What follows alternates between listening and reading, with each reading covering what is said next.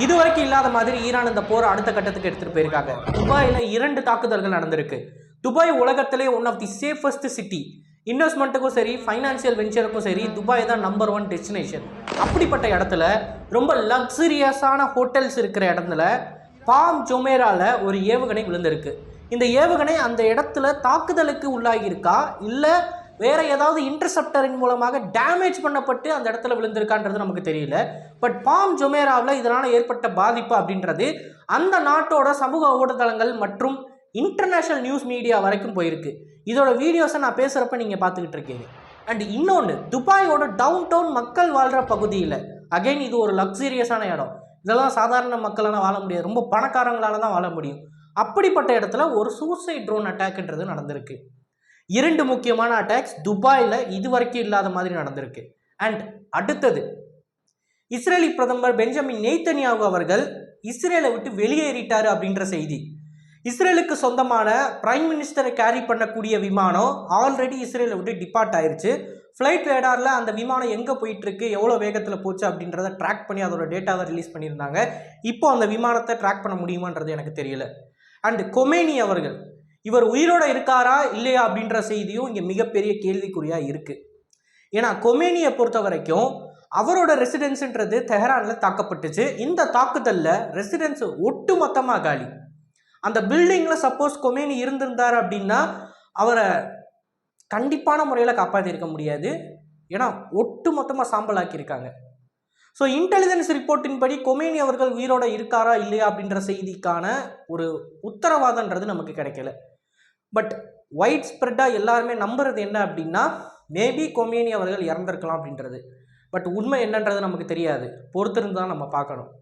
Iran இப்போ வரைக்கும் என்ன சொல்லிக்கிட்டு இருக்காங்க இந்த ஏவுகணை தாக்குதலுக்கு அப்படின்னு பார்த்தீங்கன்னா, ஐஆர்ஜிசியோட கமாண்டர், ராக்கெட் ஃபோர்ஸோட கமாண்டர் நேரடியாக டிவி முன்னாடி வந்து நின்று இது வரைக்கும் நாங்கள் ஏவி இருக்கிற ஏவுகணைலாம் எங்களோட ஸ்டாக் பைலில் லாஸ்ட்டில் இருந்தது. அதாவது இந்த ஏவுகணைகள்லாம் ரொம்ப பழசு, நாங்கள் பல வருடங்களுக்கு முன்னாடி உருவாக்குனது, ஃப்ரெஷ் பேட்ச் இன்னும் நாங்கள் ஏவவே இல்லை, அதெல்லாம் ரொம்ப அட்வான்ஸ்டான ஏவுகணைகள், அடுத்த கட்டமாக அந்த ஏவுகணைகளை ஏவுறதுக்கு நாங்கள் தயார் அப்படின்னு சவால் விடுறாங்க. இந்த சவால் உண்மையா இல்லையா அப்படின்றத நம்ம பொறுத்திருந்து தான் பார்க்கணும். ஏன்னா ஈரான் ஆல்ரெடி இஸ்ரேலுக்கு எதிராக அந்த 12 நாள் போரில் ஆயிரக்கணக்கில் ஏவுகணைகளை ஏவிட்டாங்க, ட்ரோன்ஸை ஏவிட்டாங்க. மீண்டும் ஒரு வருஷத்தில் இந்த போருக்கு தேவையான மிசைல்ஸ் மற்றும் ட்ரோன்ஸ் அவங்க மேனுஃபேக்சர் பண்ணியிருப்பாங்களா அப்படின்றது ஒரு பெரிய கேள்விக்குறி தான். பண்ணியிருக்கவே முடியாதுன்னு நான் சொல்லலை, ஆனால் அதற்கு பின்னாடி மிகப்பெரிய இண்டஸ்ட்ரியல் சப்போர்ட்டுன்றது ஈரானுக்கு தேவைப்படுது. அது அவங்களுக்கு இருக்கா இல்லையான்றதை என்னால் உறுதியாக சொல்ல முடியாது. அண்ட் ஈரான் இந்த ஏவுகணைகளை லோட் பண்ணி லான்ச் பண்ணுறதுக்கு முன்னாடியே இஸ்ரேல் மிகவும் கடுமையாக அந்த ஏவுகணைகள் மீது ஏர்ஸ்ட்ரைக்ஸ் பண்ணிக்கிட்டு இருக்காங்க. அண்ட் அது மட்டும் கிடையாது, ஐஆர்ஜிசி தலைமையிலிருந்து பப்ளிக்காக டொமைனில் ஒத்துக்கிட்ட ஒரு விஷயம் என்ன அப்படின்னா, இது வரைக்கும் எங்களோட டாப் கமாண்டர்ஸில் ஒரு சில பேர் இறந்துருக்காங்க அப்படின்றது. அது யார், எந்த பொசிஷனில் இருந்தாங்கன்னெலாம் சொல்லலை. பட் இஸ்ரேலி ஏர்ஸ்ட்ரைக்ஸின் காரணமாக நிறையவே கமாண்டர்ஸ் இறந்து போயிருக்காங்க அப்படின்னு பப்ளிக்காகவே சொல்லிக்கிட்டு இருக்காங்க ஈரான். ஸோ ஈரான் அவங்க சைடு இருக்கக்கூடிய டாப் கமாண்டர்ஸின் இழப்பை ஓரளவுக்கு ஒத்துக்கிறாங்க. அதை தாண்டி எத்தனை பேர் இறந்துருக்காங்க, கொமேனி அவர்கள் உயிரோடு இருக்காரா இல்லையா அப்படின்ற தகவலை பற்றி ஈரான் சொல்லலை. பொதுவாக கொமேனியை பற்றி மென்ஷன் பண்ணாமல் எல்லா தலைமையும் உயிரோடு தான் இருக்காங்க, எல்லா டாப் கமாண்டர்ஸுமே உயிரோடு தான் இருக்காங்க, சில லோ லெவல் கமாண்டர்ஸ் மட்டும்தான் இறந்து போயிருக்காங்கன்ற மாதிரி தான் அவங்க சொல்கிறாங்க. ஸோ அதை பற்றி உறுதியான தகவல்ன்றது நமக்கு கிடைக்கல.